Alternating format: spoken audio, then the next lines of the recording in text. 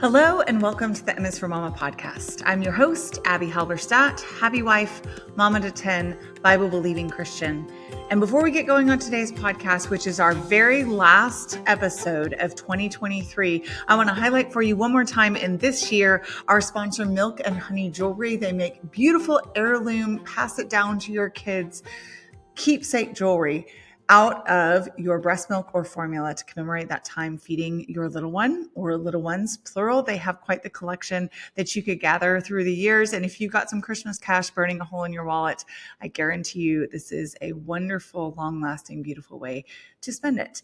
You can use the code Abby for 15% off. That's ABBIE at milkandhoney.jewelry. Okay, so as I mentioned, this is the last episode of 2023. I started this podcast a little less than a year ago, and I was thinking that I was going to end the year with an even 50 episodes. There are 52 weeks in a year, I realize, but I pre-recorded as many episodes as I could get to in the crazy leading up to our trip to Europe. And I was short 2. And so I thought, okay, well, I'll be at an even 50. And that's a great number of episodes to have released my first ever year of podcasting. Super happy about that number. And then I was looking at the list of episodes and I realized this was going to be episode 49. Womp womp. I'm like, what a strange number to end on, but that's okay. So I was trying to figure out if I had missed another week somewhere. And my son Ezra, who produces this podcast, reminded me that I actually did not start podcasting in the very first week of 2023. And that makes sense because I usually take off the last week of the year and a little bit of the next week. So I was probably still kind of reorienting myself for the coming year when I started this podcast. That seems like a really long time ago. So I can't tell you my exact reasoning, but I bet that was it. In fact, that is what I'm about to do is take my yearly hiatus of a week to a week and a half from any blog work, any social media, any podcasting. So we'll see how it goes. I'm planning on releasing an episode the first week of January, but I reserve the right to still be on hiatus depending on how I'm feeling about things. We'll just see where the spirit leads. So I thought it would be really fun to do a recap of 2023. I know some of you are new listeners. You just found me. Maybe you're binge listening to episodes. And I wouldn't normally say that because, that's really flattering and mind-blowing to me that someone would binge listen to episodes or binge watch episodes if you're on Spotify or YouTube. But I hear from people that find me and then they start just listening to episode after episode, which makes sense. They kind of have a rhythm and a flow to them. And so I could see how you could be catching up if you're a new listener, or maybe you have been following along with a blog since it was called a completely different thing 12 years ago. Originally, my blog was called 5 Days, 5 Ways, not M is for Mama. Maybe you're a longtime reader and you've been following along with the podcast. Thank you so much for sticking around for so long and being such a faithful friend here in this crazy world of social media and the internet and podcasting and just cool ways of getting to know people, even if I don't ever get to meet them in real life. And, or maybe you are just jumping in, seeing a topical podcast that interests you, listening here or there so that you don't know the whole story of 2023 and maybe a recap could be fun. So let's just give it a go. January of last year started out already hitting the ground running right after Christmas because M is for Mama, my first trade book, had released in February of 2022. And it had kind of kickstarted a round of podcast interviews and speaking requests and homeschool conferences and things like that were fairly new to me, but great timing because at that point, Titus and Toby were turning 2. I was on the verge of weaning them. I didn't actually for a little while after 2023 started, but they weren't eating as much, weren't as reliant on me for all the comfort and all the food. And so it was just an interesting kind of transition into a little more flexibility of schedule, a little more ability to travel. And so I had some things booked already in January for the spring, which I knew staring down the barrel right away was going to be a very, very full season, which has been true of the entire year, but especially in the spring and the fall. And so, like I said, I had a homeschool conference that I was speaking at, and Sean and I had some travel that we were looking at.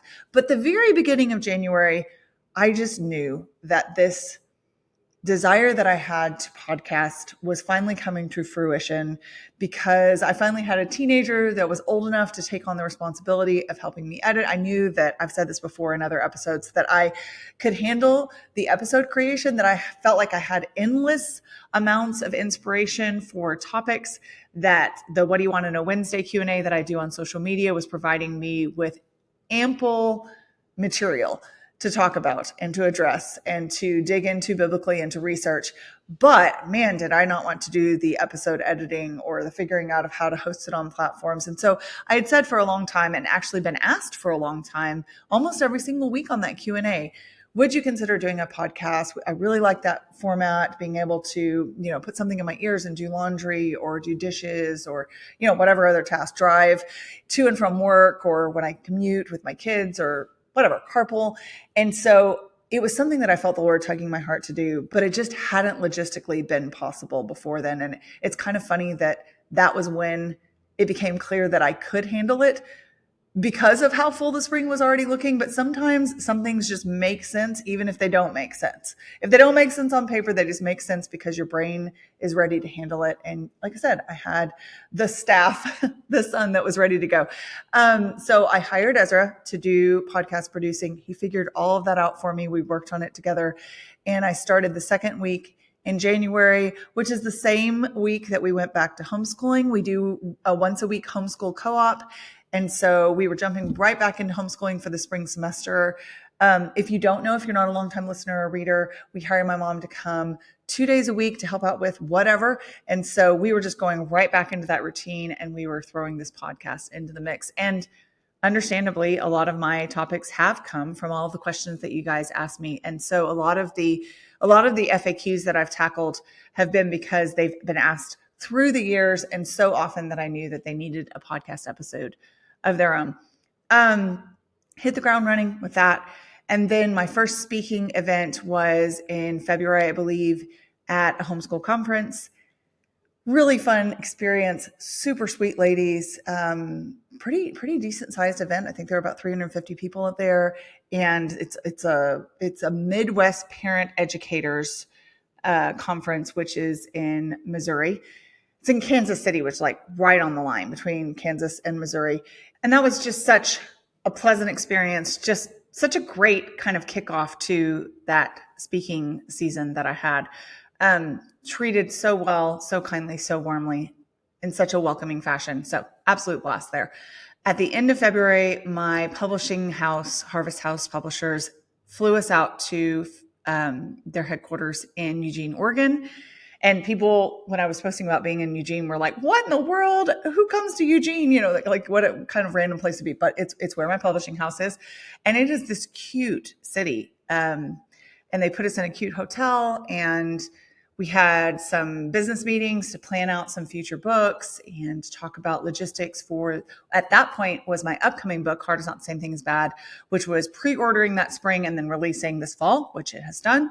And then they actually gave us a couple of days on the coast in their company condo. And Sean and I went hiking on this beautiful bluff area and up in the woods. And it was just gorgeous. So such a fun experience, completely different scenery and, kind of look than East Texas. Beautiful area. And we had gorgeous weather. We even got a little bit of snow, but it wasn't super cold or wet or nasty or anything. They had actually, I think, just had some very serious weather, I think, north of there in Portland. And so we were very blessed not to be snowed in Eugene, but we just got a little sprinkling, which was lovely. So came back and immediately did another speaking event at the beginning of March. So if you haven't heard me talk about my speaking events and you're like, how in the world does this work with the number of kids that you have? And by the way, I have to say this because I'm literally watching this happen as I speak to you, and it is cracking me up. But I'm recording this in the pool house of the rental that our insurance has put us up in, with our house being flooded. And I'm watching my 16-year-old son do a cold plunge in the pool. It is today is December 26th. And he just jumped in the pool before his basketball practice because that's how committed he is to having a good practice. I think I could learn something from that level of commitment, at least in that area. I'm not a fan of cold plunging in the slightest. I've done it a couple of times, and I'm not going to say that it converted me, even though I'm sure it has its benefits. So I did a speaking event in March, and the way that I do my speaking events typically is it will be a one-day thing. I will fly in the afternoon or evening before. I will be there during the day, and then I actually fly back that night, and I catch the last flight into our little municipal airport, which is usually at about 11:50 at night. And so it's a very quick turnaround, but I'm gone for about 36 hours usually. So I did a speaking event in Chicago, and my best friend got to come to that, and we had a whole setup for Paint and Pros. And then, the other significant thing that happened in February was we applied for passport photos, well, for passports, but we got our photos taken and applied for passports for Titus and Toby. And the reason that's significant, I will explain to you in just a little bit. You guys may know if you were following along on social media what I'm going to tell you about those, but we applied for those in early February. So March did another speaking event. In the midst of this, obviously, I'm doing homeschooling and regular life, just, mom, teaching fitness classes, doing regular stuff, recording podcasts, writing blog posts, and getting ready for the launch of Hard is Not the Same Thing as Bad, which the whole book writing process is about a 2-year long thing. You sign a contract, you write the manuscript, you turn in the manuscript, you do edits, you design a cover, you do some more edits, you do some publicity planning, and all of these things that kind of get you ready to be able to actually put the book in people's hands. It's quite a process. There are a lot of steps. So some of those steps were taking place during that spring as well. We also had a speaking event, and I say we because my girls got to go with me on this one, to Round Rock, Texas, which is about 3 hours away, kind of in the Houstonish area. Someone the other day asked me on a "What do you want to know Wednesday" question, like what my favorite restaurants in Houston were.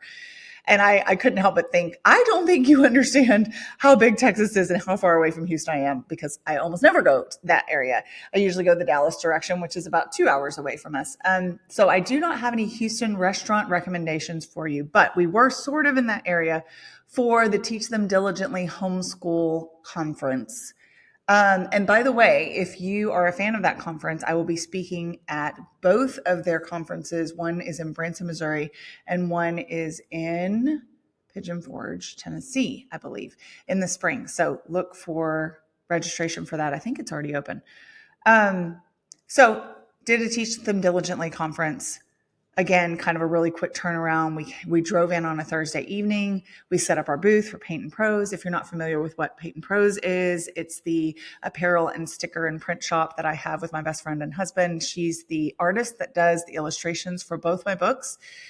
Soon to be a third book as well that will also be illustrated, that goes together with the trilogy of M is for Mama and Hard is Not the Same Thing as Bad. And her name is Lindsay, and my husband's name is Sean. He's been on the podcast before.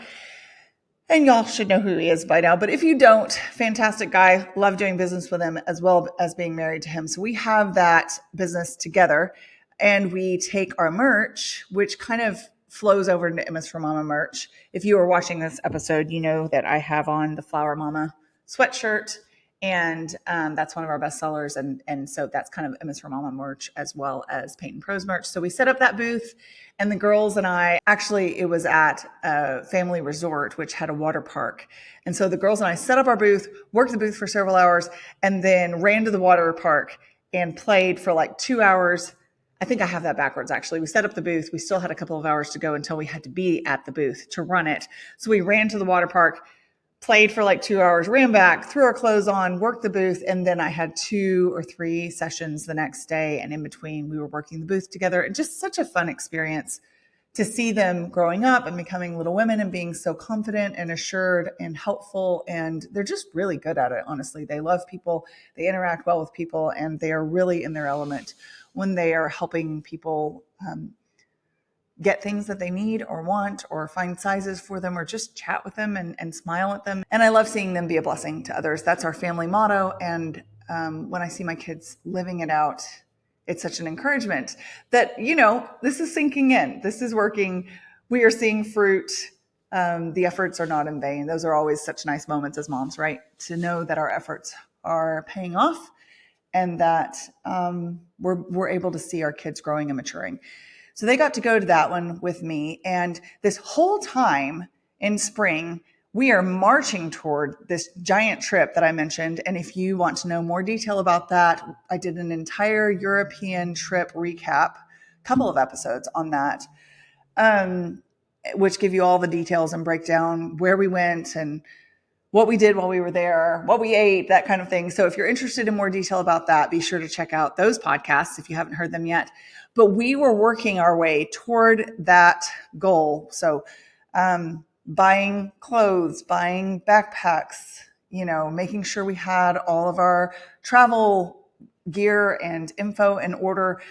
So it kind of felt like spring of 2023 was one giant to-do / checklist. Like, do all the normal daily stuff, but also keep in mind that there are these deadlines to meet and there are these things to check off. And we are constantly getting closer to this big day, which was May 1st, was the day we were leaving for Europe. Now, the other thing to keep in mind is that I had a graduating senior. And so we are also marching forward toward graduation and graduation parties and everything that you have to do to prep for that. And so just a really busy, fun-filled, somewhat hectic, mostly not chaotic. I think when going into a season that you're going to have to check all of these boxes and you're able to kind of pray through those and you're on the same page with your spouse and you're both working toward the same goal, that there can be a lot of satisfaction and joy in the process in the midst of the fact that it's a lot of work and it's a lot to keep up with. So somewhere around the end of March, when we did this event in Round Rock, Sean and I start talking about the fact that we still don't have our passports for Titus and Toby. And we have, a month and change until we have to leave. We paid expedite fees just in case. We were supposed to get them back in 6 weeks for sure, but just in case, we paid expedite fees. And it's been over 6 weeks. We still don't have them. We're starting to get maybe a little nervous, but not panicked or anything yet. Yet. That's a key word. So we keep going through April, and we knew that our school year was going to be done at the very end of April. That's when our co-op was ending. Sometimes we go several weeks beyond that, but we knew we were getting all of our work done by then because we were leaving for Europe, and that was the rest of our school. Those 6 weeks in Europe was kind of our life schooling to cap off our 2023 school year. And so we were making sure to stay on top of all of our projects and all of our book work. We were doing read alouds and all of those things that you do as a homeschooling family just every day, but it's already, kind of filling your time. And so everything is kind of coming down to this last month before we leave for Europe. We still don't have the passports. I still have some speaking events to do. We've got spring break in there, which we chose to keep really low key, understandably. I think we took a trip to Dallas and got some Costco stuff and they have this cute little area beside the Costco that we go to, which is an hour and a half away, called the Harbor, with a lake. It doesn't even look like Texas anymore. They have a cute little lighthouse and we take our stuff out there and spread out on the lawn. And I think that's as exciting as we got on spring break because we had so many things going on. And I actually did a speaking event right after my dates are running together, but I think it was right after spring break in Ohio. So I knew I had that coming up. And so we just had a chill week together as a family for spring break. Did that event in Ohio, same thing, flew in on a Friday, spoke all day on a Saturday, came home Saturday evening, got home about midnight. And then I had one more speaking event in the end of April. And we were starting to get real with this whole passport situation with Titus and Toby. So I posted to social media about a week and change before Ezra's graduating. My last speaking event is happening. And then 2 days later, we leave for Europe. And people started giving us suggestions of how we could get these passports in time because we have been calling the passport office. We have been trying to get appointments to go get a passport in an expedited fashion. And they're telling us, well, the closest place we have is El Paso, or the closest place we have is Denver. And the thought of adding a flight or a long drive to one of those places in the midst of all the other things that we are trying to check off on our list was just really overwhelming. And so finally, someone suggested that we call our local state representative, and they would be able to perhaps expedite the process or get us another appointment. And so I think in the course of the week leading up to when we were leaving for Europe, because we were that down to the wire, not because we hadn't been checking on it, not because we hadn't been calling the passport office. In fact, we had, and they had told us that we were not allowed to officially get another appointment until we were, I don't remember how many days out, but it was like we couldn't do anything until we were about 2 weeks out. And then when we were 2 weeks out, we called and they said, yeah, you're 2 weeks out, so you can start the process, but you can't actually get the appointment until you have like a week to go, or I think it was 5 days to go. My husband will listen to this and probably be thinking that was not exactly how it went. The details are fuzzy, but I just remember thinking, you've got to be kidding me that we have to wait till it's down to the wire before we can officially do something drastic about this. So we got, in the course of that week leading up to our trip, probably 5 different appointments, because we discovered, and here's a hot tip for you. I don't know if this still works because I feel like things change from month to month, but our state representative was able to get us a better appointment. But it's still, I'm not going to remember exactly what it was, but it still wasn't amazing. It was still quite a drive and at an inconvenient time. And I know that sounds bougie when you're trying to get passports, but inconvenient to the tune of we were going to have to rearrange some major things to get to this appointment. And so what we discovered that worked the best was we called as soon as the passport office opened every single morning for several mornings straight. And they would have a different time and a different day for each time that we called, because apparently they're given a handful of appointments to pass out at the beginning of the day, and then it's a free-for-all after that. So at one point, the appointment that we had was the day that we were leaving for Europe at 8 o'clock in the morning, and we left at like 4 in the afternoon. And man, was I sweating bullets when that was our best option.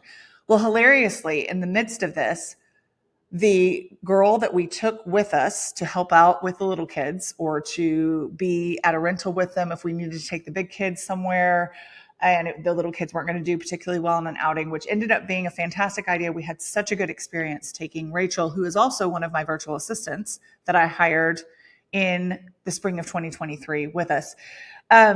She realized in looking at her passport that hers was expired. Now, that may sound like, how in the world did this girl not know this before a week before you were leaving? But in the process of our panicking about Titus and Toby, because we really were pretty close to, we were getting a little frazzled by this point. And I have to clarify that it was just Toby's that we ended up needing. They finally sent Titus's picture and his passport. They rejected the picture for Toby, and we had to get another picture and get an expedited appointment and all this stuff. So we were running around trying to figure this out in the midst of my son graduating on a Saturday and our having a graduation party for him the week before. It was just nuts, y'all. It was nuts. And so our friend and my employee that we're taking with us looks at her passport and realizes that, unlike the rest of her family whose passports weren't expired, and they often travel together, she had assumed that hers was the same. And I understand why. Hers had already expired, or was within the 6-month range where you can't leave the country if it's about to expire. I can't remember which it was. So she is now doing the same thing we're doing. She is calling the passport office each morning to see what they have. At one point, they've got an appointment in Hawaii. That's the closest and best thing that they have. They are trying to figure out how to get her to Hawaii and back with a passport before we leave. I mean, it got real. And so we called one more time, and they ended up having an appointment for Sean on the Wednesday or the Thursday before I was speaking in Dallas. He went up there. So it was kind of like, we have this appointment if you can come. And he went. He took Toby. He got his picture taken. And it was funny because the lady looked at the passport photo that we showed her that was rejected. She says, I have no idea why this was rejected. This is like a textbook, wonderful passport photo for a 2-year-old. So no idea why that happened. So Sean goes there. He and Toby get everything taken care of, but they don't do it on the same day. They say, you're going to have to come back and pick this up. And then almost the exact same thing happens for our friend that's going with us. They call and they say, we have a passport appointment in like an hour and 50 minutes. And we live 2 hours from Dallas. If you can come at this time, we can get you in. And so they jumped in the car and they drove to Dallas as fast as they could go, legally, and got hers done. I think it was on the same day or maybe the day after we got Toby's done. This is with 3 or 4 days to go till we leave. And they were told the same thing. You cannot get it today. You're going to have to come back and pick it up. Well, as it so happened, I was speaking at my very last event on Friday, which was like April 29th or something like that, or April 28th. And so we drove up there. Sean went with me. He listened to my first talk. Then he drove to the passport office, picked up Toby's passport. My friend, who is the mom of the girl that was going with us, went and was at the same event. She was attending as a homeschool mom. I was speaking as a homeschool mom. And she went and picked up her daughter's passport. So we got our passports on the same day with 2 days to spare. What a ride. So when we found out that they weren't giving them on the same day, like you could go and do your appointment, but they weren't giving you the actual passport, we were so relieved that we hadn't stuck with that appointment that was the same day of. Now, they did say that they prioritized whoever had to leave the most imminently, and that would definitely have been us leaving on that day. So presumably they could have still gotten it done, but man, a lot of stress, especially considering that when it came down to the day that we were leaving, of course, there were things that popped up that we weren't even expecting. And we left a little bit later than we wanted to. And the line, I think, was really, really, really long, even with our being there. I say we left later. I think we left at a good time. We were in Dallas a good 2.5 hours before we needed to be for our flight. And yet we ended up much closer to the wire than we wanted to be because of several factors. I think the luggage line took a long time, and they had messed up our tickets. So we had to go in another line and figure that out. It was a lot of tickets. It was 13 of us. And so we jumped on this flight with, just enough time to spare and headed to Europe. And again, if you want to hear our entire European recap, you can do that in the podcast that I did for that. But just an absolutely fantastic 6 weeks in Europe that we had actually planned to do 4 or 5 years ago, gotten canceled by COVID, and then revisited once the babies, Titus and Toby, were kind of old enough to be a little more functional, and ended up having just the trip of a lifetime with our kids. An absolutely fabulous experience. Hard, challenging, difficult at times, but 100% worth every single inconvenience or missed subway or, bad attitude or meltdown or missed toddler nap or whatever, all the things that, end up causing some stress that is inevitable, but man, so worth it. Such a good experience. So came back from that in the middle of June, like literally June 14th or 15th, I believe. During that trip, Ezra turned 17. His birthday is in May. And Sean and I celebrated our 18th wedding anniversary. So it was an eventful trip. And then we came back, and summer ended up being such a lovely couple of months of rest and respite and recovery from the crazy that had started in January and just kept right on going through June. We actually started playing pickleball in June when we came back, or maybe it was early July when we came back. The gym that I teach at resurfaced some of their tennis courts for pickleball courts, and I had heard about it and was just kind of like, sounds like it could be fun, but I don't know anything about pickleball. And then we went kind of just for fun to try it out sometime in July, and we're completely hooked. So I have a background in ping pong. My dad taught my brother and me to play ping pong from an early age, and we've always been really competitive. And then racquetball, tons of racquetball. Not tennis so much. I've played a little bit, but never really learned to play well. And then my husband has a background in all three of those things as well. So ping pong player, racquetball player, tennis player. And so pickleball is kind of the perfect segue from playing those kind of racket/paddle sports. So we really got into pickleball, played as often as made sense to play when you have 10 kids. Fortunately, my gym has childcare, which makes it a little easier to go play on a Saturday morning and take the little boys with us. So that was really fun. I also hired a fantastic virtual assistant. I have a podcast about the Lord providing her, genuinely just someone that came to mind. And I think the Lord was the one that absolutely brought her to mind and has been a huge blessing in my life. And hired her technically while we were still in Europe. She started working for me and then really hit the ground running in the summer.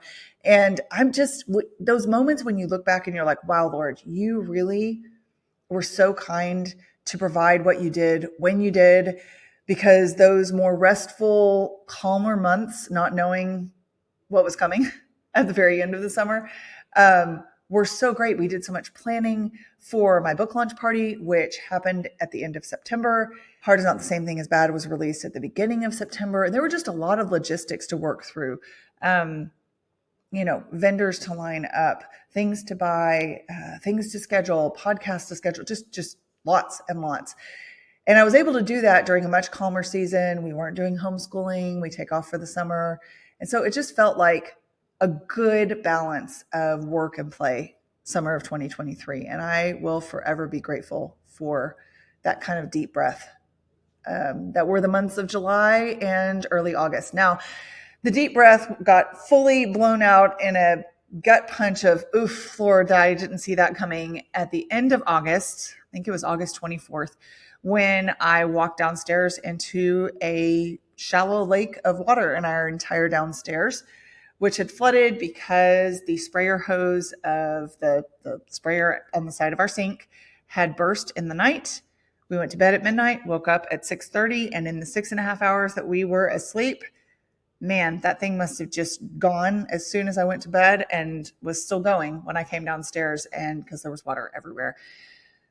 So that kicked off a series of events where we ended up demoing most of our downstairs from 3 feet up and down. So all of our flooring came out, all of our cabinetry came out, and we made some design decisions on the countertops and everything because the exterior cabinetry was so soaked that it was ruined and in danger of being a mold hazard. So the mold remediation company said those are going to have to go. I just remember my brain just about exploding when we had broomed and shop vacked and mopped and gotten all the towels out and gotten everything cleaned up and dried up as much as we possibly could, knowing that we couldn't save our flooring. It was laminate and there was no way that we were going to be able to save it. And my brain is thinking, wow, that's a lot of flooring to replace. This is going to be quite the process. And then the mold remediation guy said, because he was there, Sean called him and he was there probably within 2 hours of when we started cleaning, when we were up in the morning. And I remember his saying, you're going to have to, all of the cabinets have to go and all of the baseboards, and we're going to have to cut into your walls, and we're going to have to cut into your other cabinets to see if there's any mold in there, and or how wet it is in there so there won't be mold, and get fans in here. And man, I just stared in shock. And I remember thinking, like, Lord, the timing of this could not be worse in my mind. I had been girding my loins for the beginning of the school year, the launch of a book, multiple speaking events, multiple birthdays. We had the quad birthday in there, where Evie and Nola and Titus and Tobias all have the same birthday at the end of September. Christmas, just knew that it was going to be another spring 2023 where I was going to have my mindset on the things that I had to do. And then the daily things were going to obviously be ticking along like usual. And it was going to be a lot. And then the flood happened. And it was amazing, though, how the Lord so quickly showed me the ways that he was using this to speak to readers and to speak to people who were watching and to say, listen, I don't do things the way that you would do things or the way that you would have preferred to do things. And yet I am still good and I know better than you know. And I've talked about this before in other episodes, but so many people said, I bought your book because your house flooded. And I saw that you meant what you say when you say that it's hard, but it's not necessarily bad. And even when it's bad in the sense that nobody wants their house flooded, nobody wants to have to redo their entire downstairs. Nobody wants cancer. Nobody wants divorce. Nobody wants these things that genuinely are not positive things. They're not just lessons. They're hardship. They're suffering.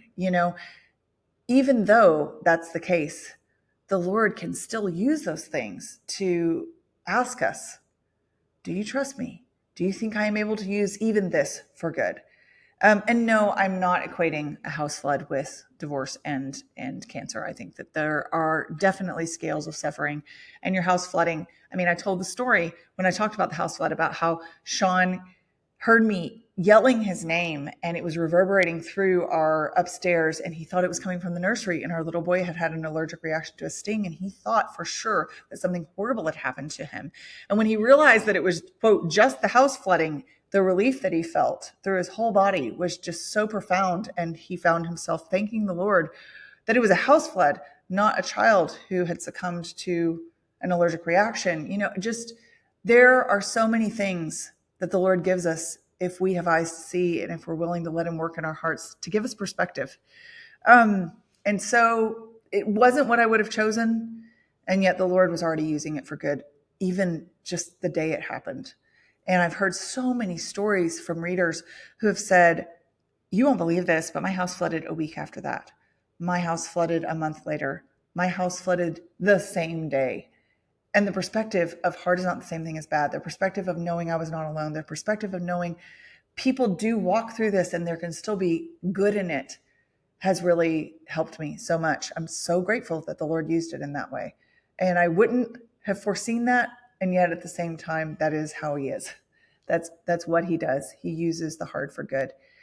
And so walked through that, about 3 weeks in the house with it completely torn up.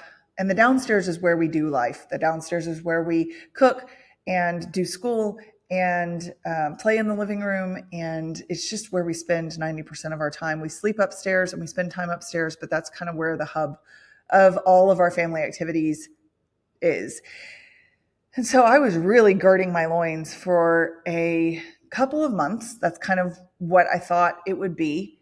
The mold remediation people were saying up to 6 months. That didn't seem like it probably would be the case if we were doing the work ourselves, even with some delays. So we were thinking up to 3 months, somewhere in that range, realistically, and that we would be there during the process. And then our insurance company, even though we told them to stop, kept looking for a rental for us. And about 3 weeks after the flood happened, called and told us they'd found a rental. And we were very skeptical, but it turned out to be ideal. There was room for our family. I'm sitting in the pool house, which is where my boys sleep, so that there's enough beds. And with the beds here, there's just enough beds for everybody. So the Lord really worked out the details amazingly. And yet it has dragged on. There have been mistakes. We are dealing with some of them right now that have put us back yet another several weeks into 2024 before we can move back. There have been delays. I think since 2020, construction delays are kind of the norm. And so we've definitely experienced some of those and some things that are unexpected that have cropped up that weren't what we were planning on. You can't always know what's coming, of course. I mean, that's such a basic statement. We don't know what's coming, and yet the Lord does. And then hard is not the same thing as bad launched right after we started school, and it was immediately on the Publishers Weekly bestseller list for a couple of weeks, which was amazing.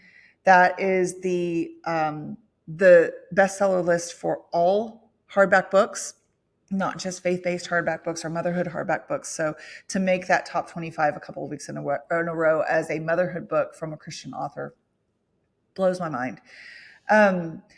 And you guys responded so well and were so supportive. And it's just still mind-boggling to me that I have had the opportunity to fulfill this lifelong dream, goal of being able to write books and put them in your hands. And so that just, I don't think I'll ever take that for granted or not be thankful that the Lord has allowed that to come to fruition. So homeschooling is going. The book is being launched. We have the book launch party at the end of September. And again, my assistant Becca and I had done so much prep in the summer that even though it was a ridiculous amount of work to bring together 250 moms from around the state, and even people flew in from Washington and from Idaho and from Virginia and North Carolina. It went really, really well and was such a fun experience. I even got to have my friend Emily Morrow from Really Very Crunchy fly in and stay with our family. And again, the Lord had provided this pool house for her family to stay in. I'm sure that's what he had in mind when he flooded our house in August. It was a great place for them to stay. I say that tongue in cheek. And just such a fun experience. And then my birthday is in October, the beginning of October 6th. And my husband and I got to fulfill another long-term goal of getting to go to Banff, Alberta, Canada. It was just gorgeous. We got to go for several days. My amazing mom and dad came and stayed here and held down the fort. I will say as an aside that I saw a really funny riff on grammar and etymology and linguistics from a British man who was saying that it's ridiculous that Americans say hold down the fort as if it's, a balloon that's going to float away, when it should be hold the fort, which makes way more sense. But I just can't get the hold down the fort out of my vocabulary. So my parents were holding down the fort, whether it was going to float away or not. And so we got to do that trip. And then not long after that, I had a speaking event, which had been planned for many, many months, at the Wellness Collective, which is run by some friends of mine whom I met via the internet, but have gotten to meet multiple times in real life, face to face. The internet is real life, but face to face, and got to speak there. And just such a fun event. It's a 2-day event with 350 women each day. And they have shopping booths. So we brought our stuff from Peyton Pros. My girls came and worked the booth, worked their magic just like they had in the spring. I'm telling you, they're good. And my husband got to come. So that turned into a really fun fall trip to a beautiful part of the country. It takes place in Lancaster, Pennsylvania. So the colors on the trees were gorgeous. And we even got to go visit an Amish family who invited us to come for a buggy ride and invited us into their home and showed us just how they live. And she was a longtime reader and just such a sweet, sweet reader friend that was kind to us to give us that experience. Girls had a blast. I had a blast. Sean had a blast. So we had an awesome time in Pennsylvania. And then at the very end of October, we took our annual trip. We used to take it to Colorado, and we just decided that that was too long of a drive. And we have instead been driving to Beavers Bend, Oklahoma, Broken Bow. Actually, we stay in Hochatown, if you're familiar with that area. And we stay in an Airbnb, in a cabin. This one had a pickleball court and a basketball court. So my basketball obsessed son, who is cold plunging in preparation for practice, as well as Ezra, Sean, and I, who are all pickleball obsessed just a little bit, got our fixes while we were there. And, everybody else joins in and we have a lot of fun. That's just something that we've done as a trip, as a fall trip, at about the same time, at the very end of October, beginning of November, for probably 6 or 7 years now. And we just really enjoy it. And we enjoy going places where there actually is a fall because Broken Bow has some beautiful color in the trees as well as cooler temps. So that was a really nice recoup time for our family before heading into the crazy that is the holiday season. Kind of feels like you clackety-clack up to the top of a roller coaster and teeter there at the top, just staring down into what ends up being your lifeline fast forward. I know that so many of you can relate. Those last 2 months of the year just kind of feel like they're a blur. So we zoomed into November. Sean had some travel, and we had school and Thanksgiving, of course. Thankfully, we have both of our families close by, so we don't have to travel far for Thanksgiving. And my friend Lindsay and I always do 2 trips per year, one around her birthday time, which is in May, and one around my birthday time, which is in October. But the October one has been so busy the last several years that it usually gets bumped toward like the middle of November. We take a trip to Dallas. do just a quick 24-hour turnaround. We have kind of our routine. We hit the same places, do the same things, but we love it. And so somewhere in there we did that. Got to do a little bit of shopping for the kitchen renovation, get some cabinet hardware, things like that. And so here we are all the way to December of 2023. And I don't even know that I could accurately tell you what happened in December. It has been such a one thing to the next, but nothing, no big trips. And then that brings us all the way to December of 2023.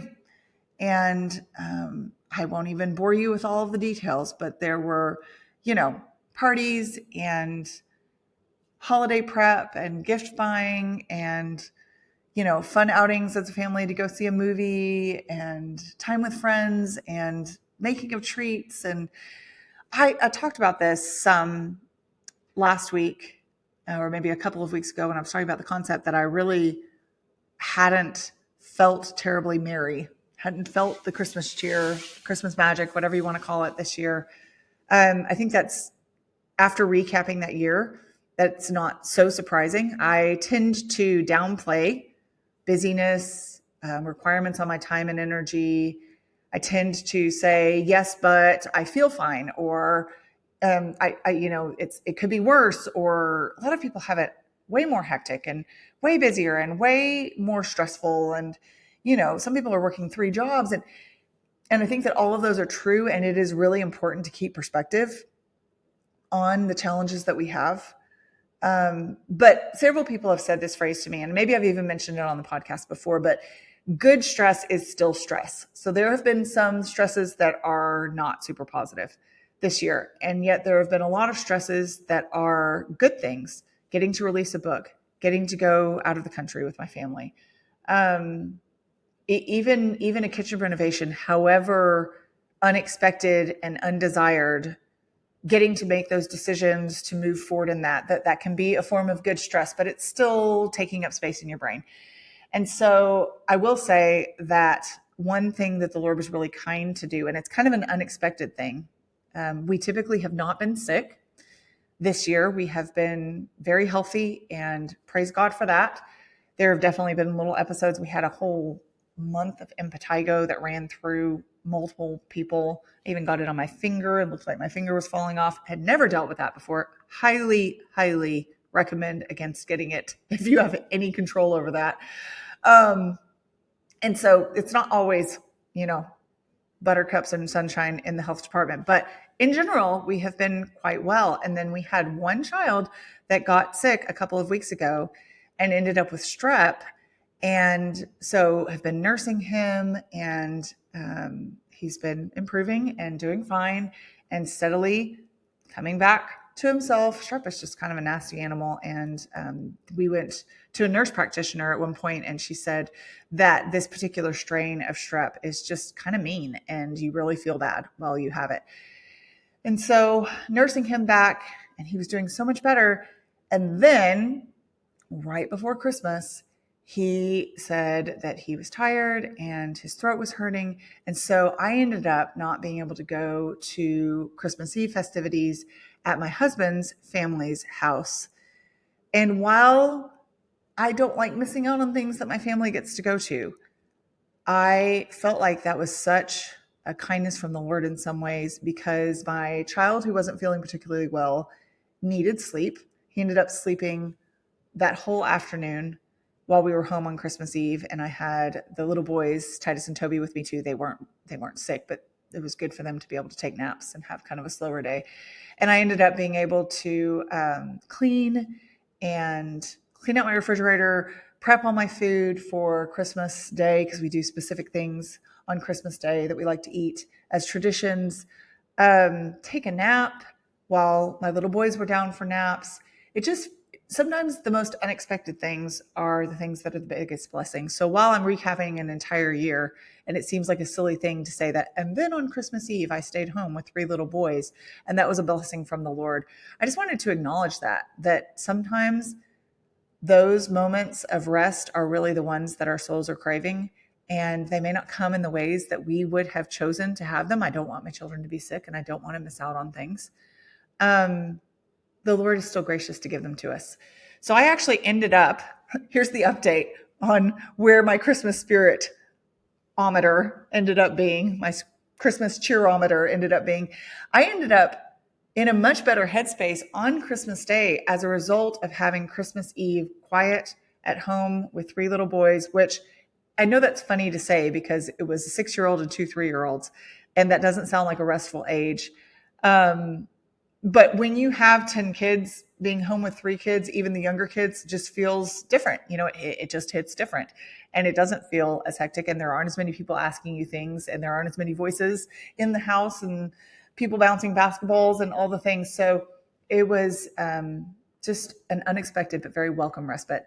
And I was able to feel such joy and peace and appreciation and gratitude on Christmas Day, not just as a result of that, but I do feel like that affected my attitude. And at one point when I was up quite late, technically Christmas Day, because it was probably 1 a.m, wrapping up the last presents with Sean while we watched a movie.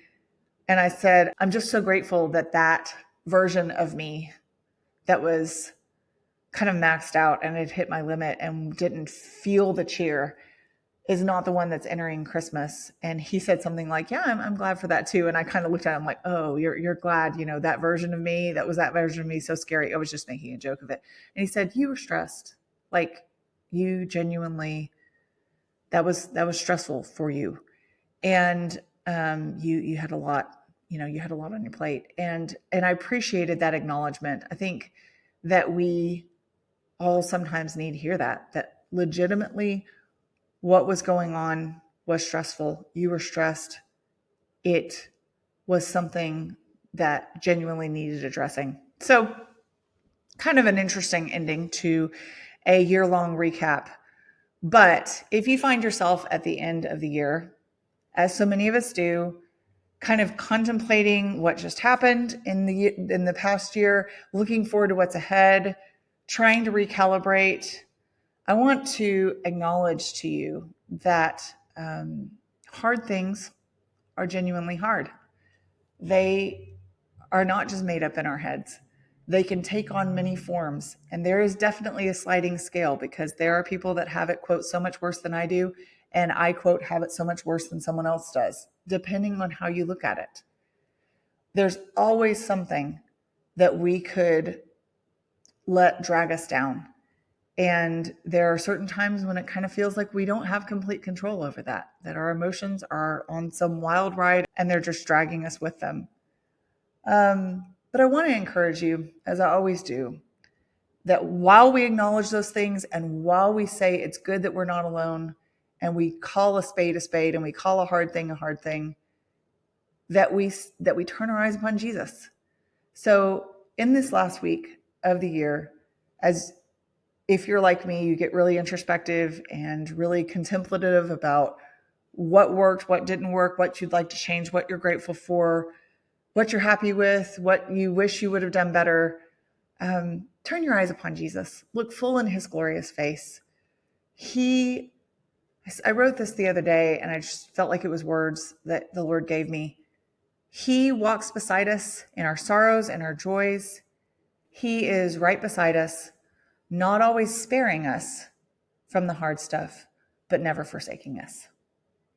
I'm so glad you're here, friends, and I can't wait to share more with you in 2024. I will see you guys soon.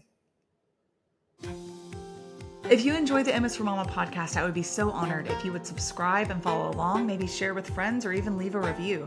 And if you want more content on motherhood and biblical responses to cultural issues, be sure to follow along on Instagram at m.is.for.mama.